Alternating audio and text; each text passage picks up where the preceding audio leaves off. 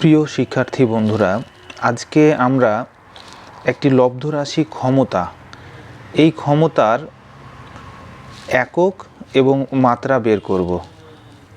এক্ষেত্রে আমরা মাধ্যম হিসেবে ব্যবহার করব মৌলিক রাশিগুলোকে। আসো আমরা দেখি। ক্ষমতা, তো আমরা জানি ক্ষমতা মানে হলো কাজ ভাগ সময়। আবার এই যে কাজ একটা লব্ধ রাশি, এই কাজ মানে হলো বল গুণিত সরণ। এই সরণ কিন্তু একটা মৌলিক রাশি। তাহলে কাজের জায়গায় আমরা এখানে লিখব বল গুণিত সরণ ভাগ সময়।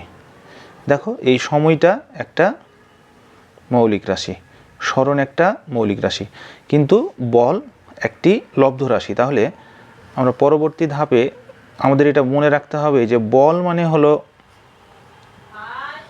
ভর গুণিত ত্বরণ। তাহলে আমরা এই জায়গায় লিখব, বলের জায়গায় লিখব ভর গুণিত ত্বরণ। আগের যেগুলো আছে সেগুলো সেভাবেই থেকে যাবে, তাহলে অর্থাৎ সরণ ভাগ সময়। তাহলে আবার দেখো, খেয়াল করো আমরা যে সরণ তো মৌলিক, সময় মৌলিক, ভরও পেয়ে গেলাম মৌলিক, কিন্তু এখানে যে ত্বরণ আছে এই ত্বরণটা কিন্তু মৌলিক নয়। তাহলে আমাকে ত্বরণটাকে মৌলিকে আনার চেষ্টা করব। তাহলে আমরা জানি কি ত্বরণ মানে হলো বেগ ভাগ সময়। তাহলে আমরা পরের লাইনে লিখব যে ভর গুণিত, আচ্ছা আপাতত ত্বরণের জায়গায় আমরা এখন লিখছি কি বেগ ভাগ সময়। আর আগে যা ছিল যেভাবে ছিল ওইভাবে রেখে দিচ্ছি, সরণ ডিভাইডেড বাই সময়। এবার লক্ষ্য করো যে উপরে যে ভগ্নাংশটা আছে তার হরে সময় আছে, তাহলে এই সময় নিচের সময়ের সাথে গুণ হবে। তাহলে ভর গুণিত বেগ গুণিত সরণ ডিভাইডেড বাই সময়। একটা সময় ছিলই আগে হরে, আবার উপরের থেকে সময় নিচে এসছে, তাহলে সময় গুণিত সময় মানে সময়ের ওপর স্কোয়ার। এরপর দেখো, এখানে ভর মৌলিক, সরণ মৌলিক রাশি, সময়ও মৌলিক রাশি, কিন্তু বেগ লব্ধ রাশি। কাজেই আমরা আবার বেগটাকে সিম্পলিফাই করি যে বেগ মানে হলো সরণ ডিভাইডেড বাই সময়। তাহলে এখানে আমরা ভরের জায়গায় ভর লিখে দিই, বেগের জায়গায় এখন আমরা লিখব কি সরণ ডিভাইডেড বাই সময়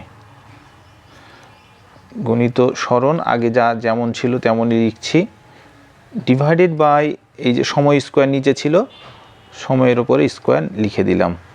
এরপরে দেখো এখন কিন্তু সবই মৌলিক হয়ে গেছে, ভর সরণ সময় সবই মৌলিক। তাহলে এখন আমরা লিখব কি ভর গুণিত উপরে সরণ আছে, তাহলে এই সরণ উপরে আছে, এই সরণও আছে উপরে সরণের সাথে সরণও আছে, তাহলে সরণের উপরে হয়ে যাবে কি স্কোয়ার হয়ে যাবে। আর এই সময়টা নিচের সময়ের সাথে, মানে এটা যেহেতু উপরে ভগ্নাংশের হরে আছে, হরটা মূল ভগ্নাংশের হরের সময়ের সাথে সময় গুণ হয়ে গিয়ে সময়ের স্কোয়ার ছিল নিচে, ওটা কিউব হয়ে যাবে। এখন তোমাদের কতগুলো জিনিস মনে রাখতে হবে, এখানে আমি লিখে দিচ্ছি যে একক ভরের একক কি কেজি, তারপরে সরণের একক কি মিটার, সময়ের একক কি সেকেন্ড। তাহলে এখন আমরা যদি এককে নিয়ে আসতে চাই তাহলে ভরের জায়গায় আমরা লিখব কি কেজি, তারপরে সরণের একক কি মিটার, তাহলে এর সাথে গুণ আকারে আছে, তাহলে যেহেতু সরণ তাহলে মিটার স্কোয়ার আছে, সরণ স্কোয়ার আছে, তাহলে মিটার স্কোয়ার ডিভাইডেড বাই সময়ের ওপরে কিউব আছে, তাহলে সেকেন্ডের ওপরে কিউব হবে। তাহলে এখন আমরা আরও যদি সিম্পলিফাই করি তাহলে কেজি হবে মিটার স্কোয়ার, এখানে কিউব, মিটার স্কোয়ার। আর নিচে যেহেতু সেকেন্ডের উপরে কিউব আছে, তাই এটা যখন আমরা উপরে লিখব তখন জাস্ট এর আগে একটা মাইনাস চলে আসে, s⁻³ হবে। তাহলে দেখো যে ক্ষমতার একক দাঁড়াচ্ছে kg metre square per second cube. এখন আমরা যদি এটাকে মাত্রায় দেখাতে চাই, মাত্রায়, তাহলে আমাদেরকে আবার জানতে হবে যে মাত্রা, ভরের মাত্রা বড় হাতের এম, সরণের মাত্রা বড় হাতের এল, এবং সময়ের মাত্রা বড় হাতের টি। তাহলে আমরা দেখো কেজির জায়গায় আমরা কি দিব, বড় হাতের এম, যেহেতু ভর, এটা ভরের একক, বড় হাতের এম। এখানে এটা সরণের একক, তাহলে এখানে এম এর জায়গায় আমরা কি বসাবো, এল, তাহলে এল, তারপর স্কোয়ার আছে স্কোয়ার, আর এস সময়ের একক সেকেন্ড, এর মাত্রা হলো টি, তাহলে হবে t⁻³ এখন আমরা জানি যে মাত্রার জন্য থার্ড ব্র্যাকেট দিয়ে ওটাকে ঘিরে দিতে হয়, কাজে এটা আমরা ঘিরে দিব।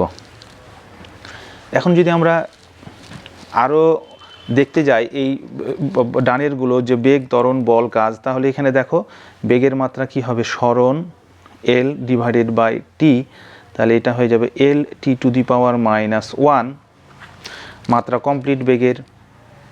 আমরা যদি ত্বরণে যাই তাহলে দেখো ত্বরণে আগে বেগের মাত্রাটা কি, L t⁻⁻1/T, তাহলে এটা যখন আবার উপরে চলে যাবে তখন এই টি এর সাথে গিয়ে আর একটা -1 যোগ হবে, তাহলে L t⁻²।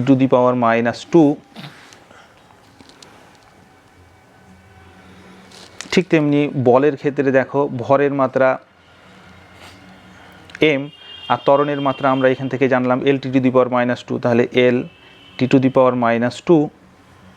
Third bracket close.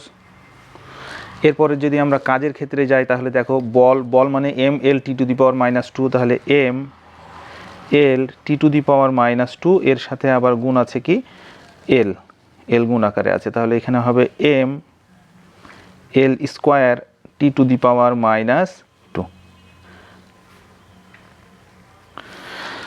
আশা করি তোমরা বুঝতে পেরেছো। তোমাদের অসংখ্য ধন্যবাদ।